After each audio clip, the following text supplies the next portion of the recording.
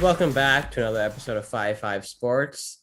It's been a hectic week in the NHL and NBA world as there has been a lot of controversy. There's been a lot of games. There's been a lot of crazy moments, and there's been some history made. Myself and Matthew Choi are here to break it down this week.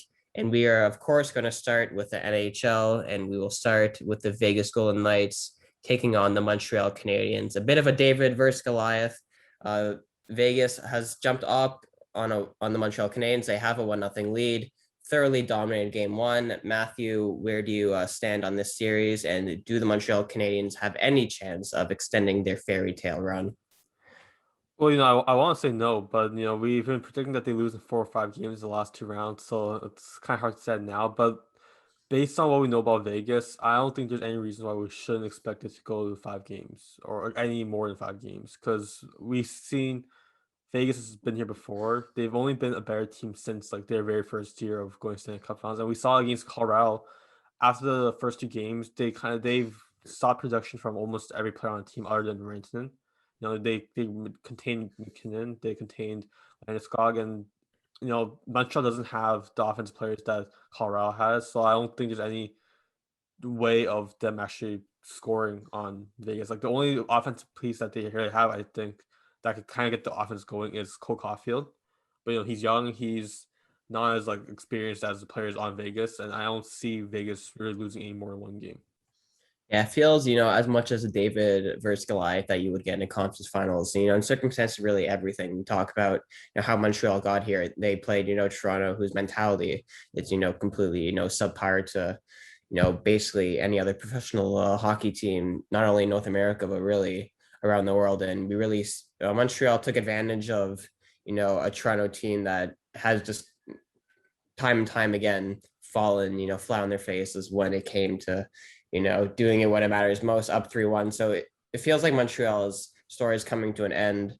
When you look at Montreal offensively, it's not like they struggled early on. I thought in the first 2 periods they didn't keep up, but they were playing at their best against the Vegas, team who again has had a much harder road to get to where they are, beating Minnesota, a much better team than a Winnipeg or I'd say even a Toronto when you look at competition provided towards Vegas and then Colorado. We're talking about it over the last few weeks. It was basically those two teams were the Stanley Cup favorites. Whoever won that series was going to go all the way. And when Colorado was up 2-0, we both I think we both said that Colorado was likely to win this series, and that was I guess the kiss of death from me and you, because when we say one thing, Vegas goes on and takes the next four. So credit to Vegas because the 4 games they seriously had a grind.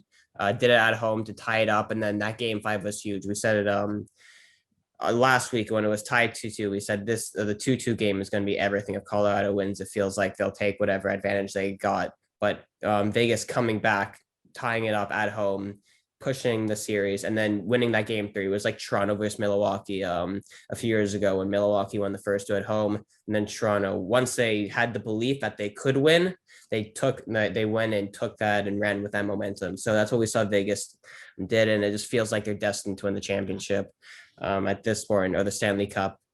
When you the big thing that I look at in this series, and the reason I think that Vegas is going to win 4 or 5, it's simply the Vegas, like the decor, Alec Martinez, Petrangelo, Shea Theodore, Braden McNabb. They hit you so hard, and they're so tough to get around, and they're so I think the word's veteran savvy. Yeah. They play such smart defense. They don't let Montreal get anywhere. They game plan for them terrifically. Cole Caulfield took his goal nicely, but if not for Carey Price, despite Montreal playing well, it could have been a 6 or 7-1 or 6 or 7 goal game. Yeah, I completely agree there. And like you actually mentioned, like all players they have on the defense end of the ice, but like also Vegas is one of the teams like we said before on both ends of the ice. They're deep. They have players that get the work done, and that's kind of why we've seen them play well in the playoffs like for the last several years now, and it's kind of what we're seeing from them again. For sure. And it's key that it feels like Robin Leonard's time is done. I think Fleury is kind of taken over the role finally. Yeah, I don't know what what's his name? I'm thinking Frank de Boer from Netherlands. Dario will know about. We'll talk about him later. About Pierre de Boer. I didn't know really what he was thinking in that Colorado series, giving Robin Leonard an opportunity. Fleury is your number one guy. One of the best goalies, not only in the NHL but in NHL history. When you look at pedigree, when you look at championship runs, when you look at winning when it matters most. So I'm very happy for Marc-Andre Fleury because he's a guy that you root for.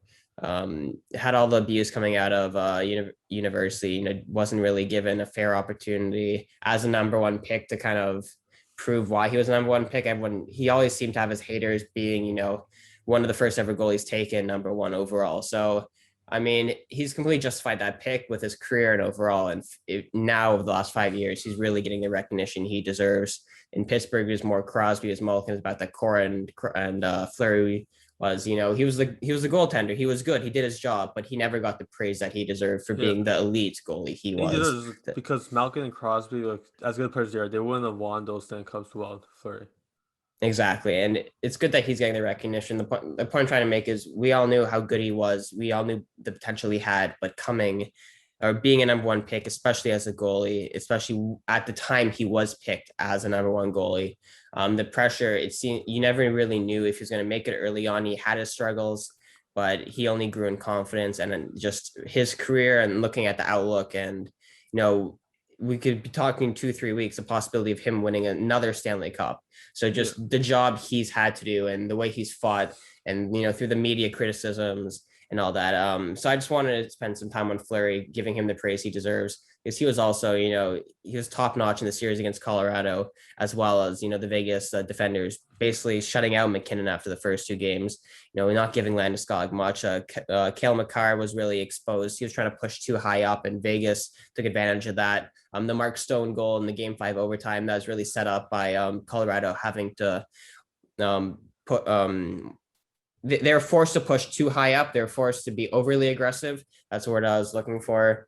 They were forced to be more aggressive than they would like, and that's what really cost them. So Vegas kind of let Colorado beat themselves in a way, and it's not easy to do because Colorado rarely makes mistakes. But that's just how good Vegas has been. They've set up. They set up very nicely to make the Stanley Cup Finals, and if they get a Tampa Bay, whoever they get, whether it's Tampa Bay or New York, if they end up getting there, they have to be the favorite in my opinion. Yeah, completely agree on that. Speaking of the other series, Tampa Bay and the Islanders, we are now tied 1-1 after Tampa Bay evened the series. The Islanders took game one, Tampa Bay winning 4-2 yesterday. Matthew, who has stood out for you in this series? I think for me, I think Brain Point stood out a lot. Like he's like is kind of expected to be. There's a lot of offensive pieces on Tampa Bay. A lot of guys can score, and I think Brain Point has been kind of he looked the most solid and dependable throughout these two games. He gets the offense going, and I think that being said, I do think that the Islanders will take the series in 7. I think I point out Brain Point, and of course there will be players like Kucherov who also stand out. But on Islanders, I think everyone is just doing enough to make the team stand out as a whole. I think Islanders they're a better team than they were last year. We already know what they can do on the defensively, but they're offensively better last year. The addition of Palmieri this year, he's getting a lot of goals throughout the entire playoff series, and I think we've seen Islanders what they did to Boston. They limited production outside of that perfection line, as you would call the Boston Yep. Bruins. They outside of Pastrnak, Marchand, Bergeron, you really didn't see much production from Boston. That was because of the way that Islanders were playing the game, and I think I can easily see them doing the same to the Lightning down the stretch. I think, like I said, everyone's been doing enough. Palmieri, Pajot, Barzell, and I think Varlamov have been incredible in that.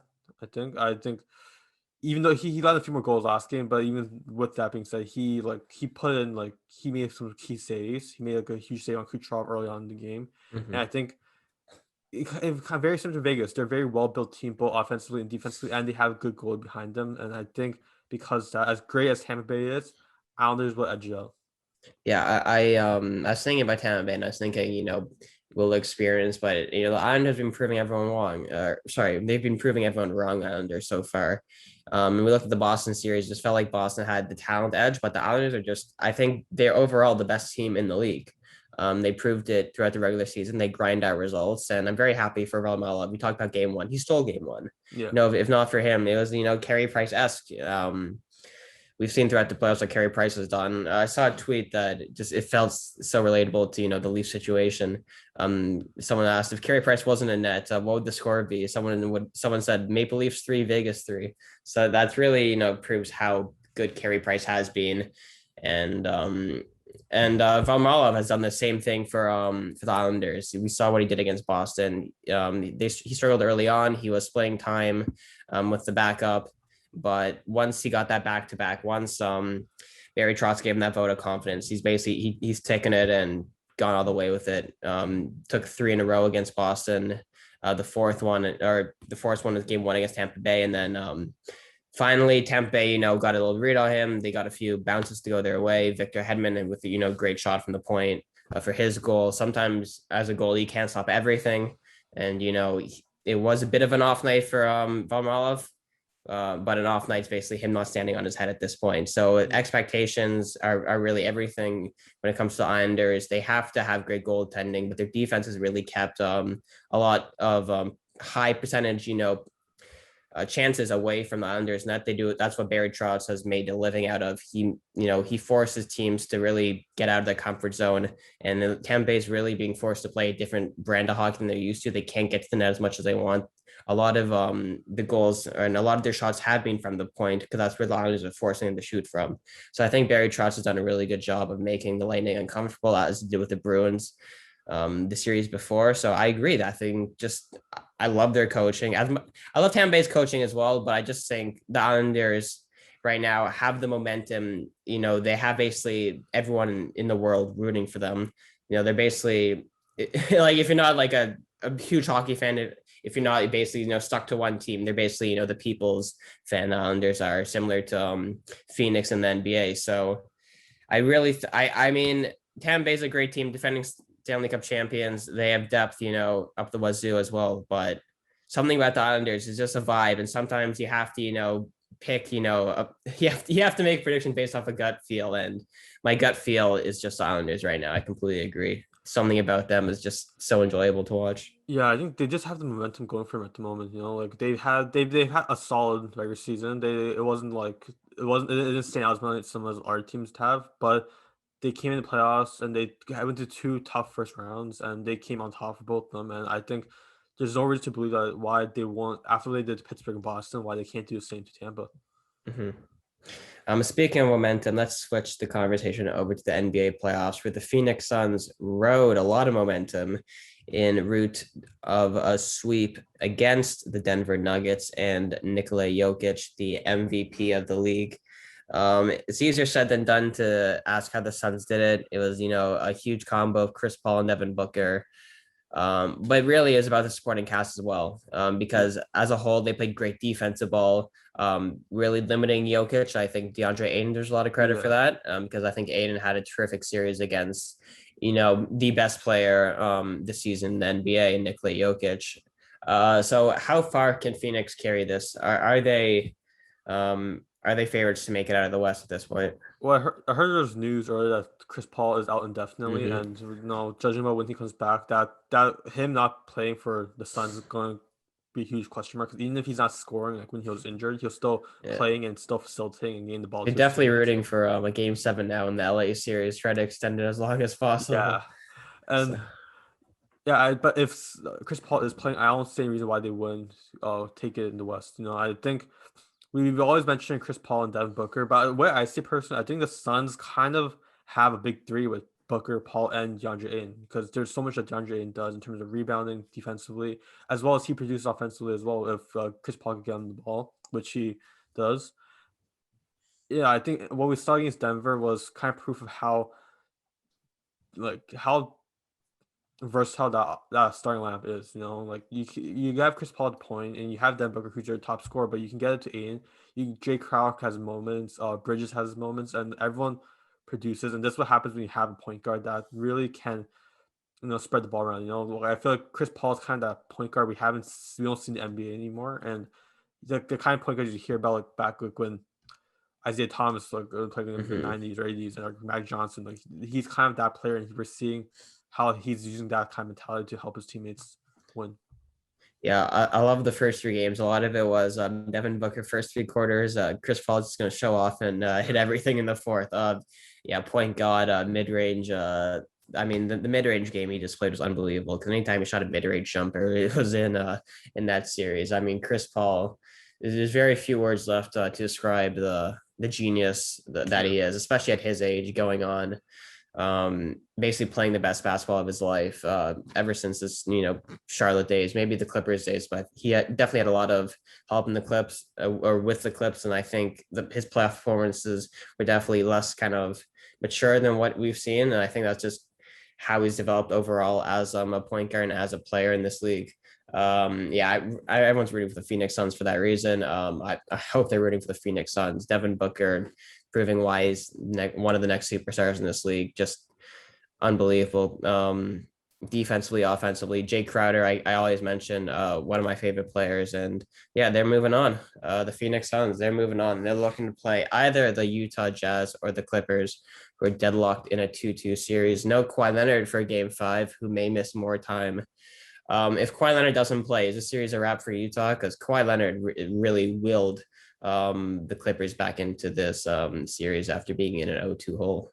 yeah. Well, Kawhi, the Clippers aren't winning this series. I think what we saw from the games that Clippers have won is you need to see equal production from both Kawhi and Paul George. You know, Kawhi can't do it on his own completely, and Paul George, he's looked better this series. He looked better this year than he did in the playoffs last year. But when things like when the series is tired, he's has a habit of not really showing up. And if Kawhi is out there, we need Paul George to show up. But meanwhile, even when Clippers were winning, Don Mitchell has been playing at another level, even when he was losing. And without Kawhi kind of coming from the other end, I don't see anyone kind of containing Don Mitchell. And what I've noticed from the last few games where the Utah loses, we need to see more from Jordan Clarkson.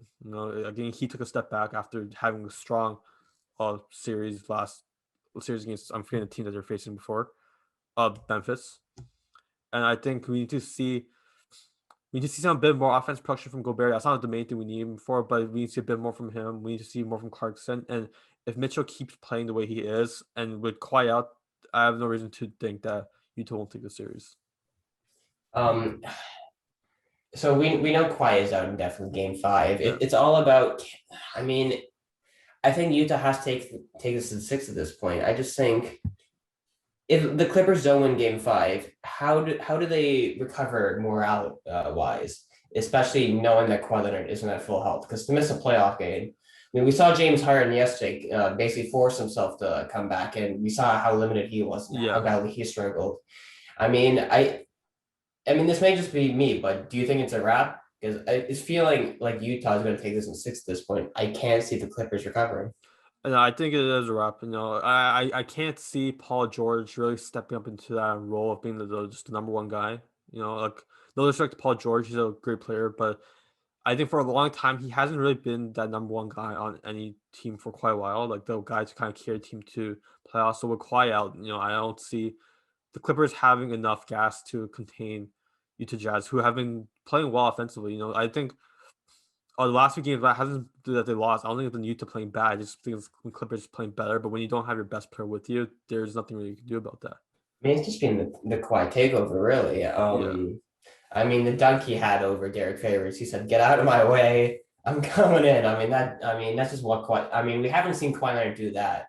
I mean, in so long. It's just sometimes when he goes down 0-2. I mean, you don't want Kawhi Leonard down 0-2 because that's when he wakes up and that's when he takes all the momentum away from you. yeah, But we know he's not. I mean, we know he was hurt when he was in Toronto. We saw he was struggling in the playoffs. Everyone was asking, how much more can he do? And he kept going away. But Kawhi Leonard missing a game is huge for me. It's huge significant, and I think it's going to highlight the lack of depth that the Clippers have, yeah, especially in Kawhi Leonard's position. Because I don't know who's going to come in and really take over that role.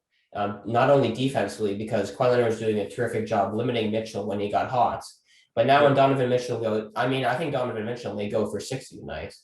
Just watching the way he's played when he hasn't been guarded by Kawhi Leonard, and yeah, similar to the way when Luka was being guarded by anyone other than Kawhi Leonard. The Clippers is not that good defensively outside of Kawhi. Yeah, I think Paul George took a backseat defensively. Like you don't see him do as much as he would have back when in the days or even when he was OKC. I think it's been definitely more focused on what Kawhi was able to do and without him. I think Paul George. Everyone should look out. Clippers fans should really look out for Paul George and see if whether or not he steps up because we know that he is a player that has the capability of stepping up to that level, but I feel like we haven't seen him do that well quite yet, and I think the next two games we'll see. But personally, I don't believe it's going to happen. Interesting. So we both think the series is a wrap. Unfortunately for NBA fans, there is no Kawhi Leonard. But fortunately for NBA fans, there is Kevin Durant, the Slim Reaper, legendary playoff performance. We saved him for last in the NBA because what we saw yesterday was simply once in a lifetime. That every minute just couldn't be guarded by whether it's PJ Tucker, Giannis didn't want to apparently. We'll talk a little bit about that. Whether you throw Chris Middleton on him, it just did not matter. Kevin Durant, a 49-point performance, 15 rebounds, 10 assists, played every single minute of that game. Is the series over? Is Brooklyn gonna finish it off in game 6? Because I think this is going 7. I think I agree. It's going to go 7. With Kyrie probably still out and Harden not 100%. I think you know, KD, as crazy as he can't score over 40 every night. He can't score close to 50 every night. I think something we noticed is Blake Griffin hasn't been doing a great job on guarding Giannis, Yeah. and Giannis has been having his way with the team for most of it, for most of these games, even when the games they lose. And Chris Middleton and Drew Holiday have both been stepping up as well. They both have been producing offensively as well. Drew Holiday, we know what he can do defensively as well. I think it's gonna go 7. I don't see Milwaukee losing the next game. But that being said, I do think if Harden gets even a little bit more healthy, or if Kyrie comes back, and if Kevin Durant is keeping up the way he's playing, I still think it'll be nothing 7 because it's really from what I see, it's really hard to stop Kevin Durant. And I know if it comes down to game 7, Kevin Durant's going to show up. Yeah, I'm just assuming that it's gonna be a tight game 6, extremely tight. I think Milwaukee, just because they're at home, edges it. And it's just I don't know. Two evenly matched teams. I just think when it comes to scoring, Brooklyn can score, at will at times, and Milwaukee they have to earn it a lot more. I think Giannis in the first half when he was driving and really forcing and penetrating for penetrating Brooklyn inside, they really had trouble stopping him. But then Yeah. he became conservative. Brooklyn started chipping away at that lead. KD being KD in that fourth quarter. I mean, KD just whatever three he wanted, he unleashed. And that dagger three at the end, where late in the shot clock, it was a horrible possession, but they just with 5 seconds left or just under Yeah. 5 seconds, they give the ball to KD. He throws up some kind of three, and it's nothing but net. And basically Kevin Durant fashion, but he hit 3 or 4 threes in the fourth quarter. And in the first half, step back, mid range. He'll cross this guy over, cross that guy over, go to the rim. Didn't matter. He has it all. Maybe the most unguardable player of all time, simply because Yeah. of his length, of his I mean, shot. he It's just plays like a 2 guard, but he's 7 feet tall. I mean, exactly. Someone said he's a 145 7'1" Thanos. I think it was a pretty good description of Kevin Durant, um, proving why he is the best basketball player in the league. We all know how good he is offensively, but defensively, with his size, doesn't have to try that hard defensively. Yeah. He's still, an elite defender simply because of his size. So yeah, just such a great performance by Kevin Durant. We both have Brooklyn in 7. I have them in 7 because I think the threat of James, they need a secondary scorer. We saw yesterday was Jeff Green. Yeah. I'm just assuming they don't get one game 6, so that's why I'm predicting it. And then game 7, whether James Harden could chip in with maybe 20, 25. Because he only had 4. Yeah. He only had 4 yesterday. And it was Jeff Green who went 7 for 8 from the 3-point line. It could be Blake Griffin, it could be a Mike James, it could be a Joe Harris who goes off from 3. Brooklyn they have enough options outside of KD where if one guy gets hot, they can win. And Giannis and his free throw shooting ability, it comes to hurt them. If they're down, just hack Giannis, and uh, make him split free throws or make him miss both. Yeah. It's a strategy that's working. Giannis has to address it if he wants to progress in this league because you can't win in this league if you can't shoot clutch free throws. We all know that. And I mean, until Giannis is able to rectify that issue, it's going to keep haunting him in the Milwaukee Bucks. Yeah, agree on that. And I've said this many times before. I've always liked the Nets better when either Kyrie or Harden aren't on the floor, and it's only the one of them with KD. I think the team moves around better. They're better defensively, and I think if Harden is healthy and Kyrie's still out, I think like if they're going, but the Bucks are gonna have a really hard time stopping the offense. Yeah, I agree. With we have one more NBA series to cover. The Atlanta Hawks are tied with the Philadelphia 76ers 2-2. Ice Trae Young has seriously put the Atlanta Hawks on his back with a marvelous game 4 performance to tie it up. But Philly really blew it up 18.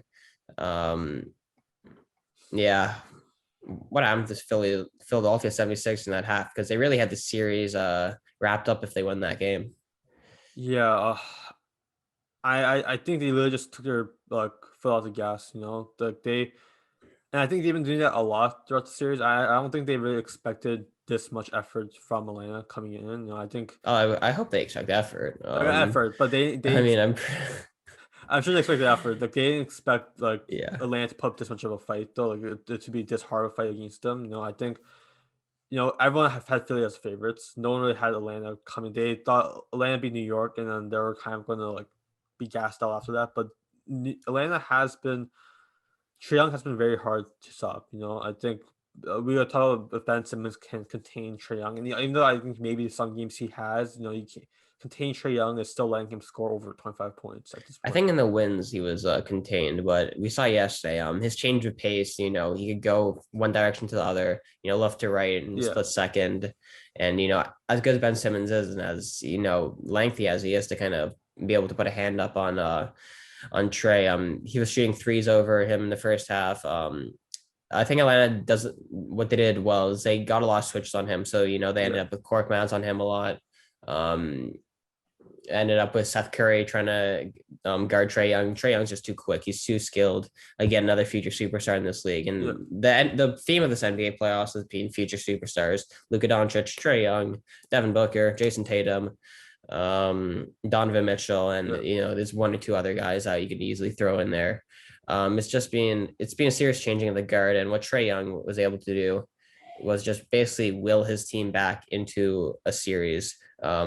John Collins, who was invisible in that first half in the game 4, then he shows up. The one thing I'd say about Atlanta is I like the balance between their bigs and their smalls because when Trae Young, he's either able to operate on the perimeter by himself and he could get guys like Bogdanovich or he could get guys like Herter involved or even Danilo Gallinari, or if he wants to drive inside, he has the ability just to lob it up to Capella or just lob it up to John Collins. We saw a few lobs.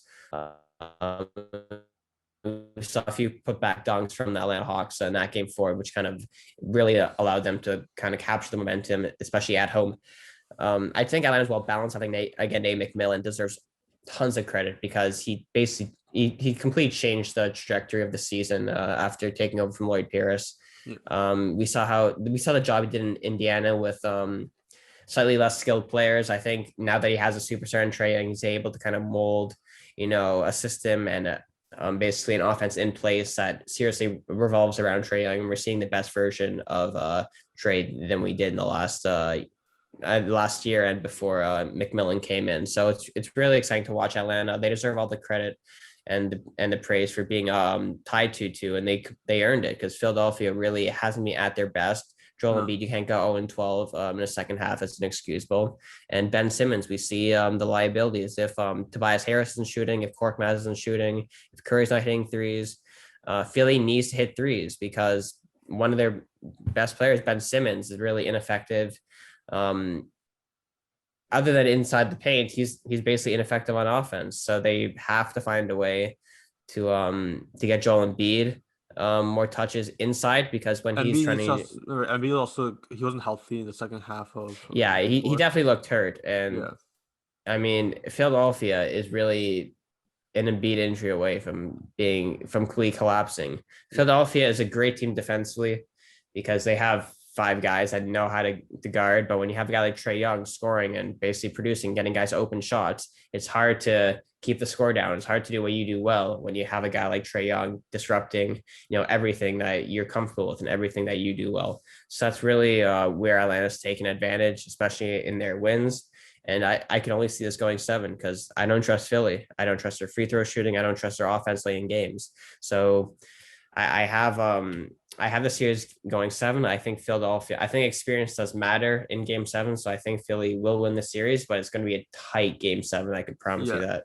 no, I agree with you there. From Five Five Sports, we hope you enjoyed this week's episode. We will come back next week to bring to you the conclusion of the Atlanta versus Philly series, as well as the other Eastern Conference semi in Brooklyn and the Milwaukee Bucks, as well as we hope to have some Western Conference Finals action. We know the Phoenix Suns are going to be there. Who's going to join them? Probably the Utah Jazz, but we'll find out next week for sure.